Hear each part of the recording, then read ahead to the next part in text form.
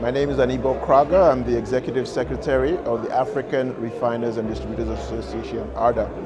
So we were founded in 2006 as the African Refiners Association, but we changed our name to ARDA and added distribution because we represent not just refiners, but the entire downstream value chain, which is refiners, independent marketers, distributors, and regulators. And our role is to give a unified voice to all those stakeholders and share best practices across all of our members and stakeholders. We also focus on supporting investments across the oil and gas value chain, and more recently, we've been very involved in African energy security, ensuring we maximize and support initiatives to maximize processing of African crude oil in African refineries and getting the infrastructure to transport it across the continent. So that's kind of what we do.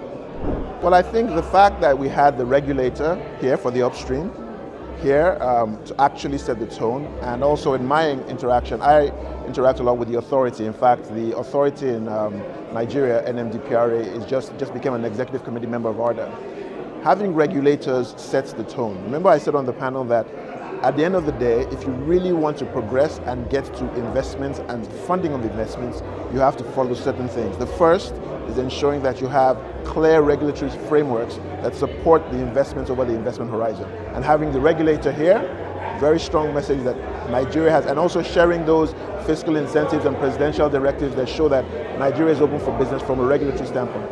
The next thing is ensuring that you have strong operators who have defined the scope, cost, and schedule and done the adequate project preparation. So we don't have wish lists. We have projects that can be funded, right? Nigeria is doing that. We have, especially in the in the upstream particularly, even in the downstream, Dangote is downstream, you have people who are actually delivering projects. The third thing is ESG, making sure that you have an ESG overlay in the different types of projects. And I know definitely the upstream regulator does. With the downstream, I know that's definitely front and center with them. But for us in Africa and in Nigeria, cleaner fuels are actually very important, ensuring that you have cleaner, lower sulfur fuels so that you can reduce air pollution. Human capital development is the fourth one, and I know there are various initiatives to do that, but we also have a very, very robust, deep human capital population in Nigeria that can help us deliver on the project. So in summary, I think Nigeria is on its way there, particularly with getting the regulators. We have the people, our local content is very strong. I think that we just need to harness all of that and continue to move towards delivering on all the objectives that we have from the PIA and beyond. One of our key roles is to promote investments across the African downstream. And this is a forum for that. This is a forum that we must support because it is an Investing in African Energy Forum, and we definitely support that.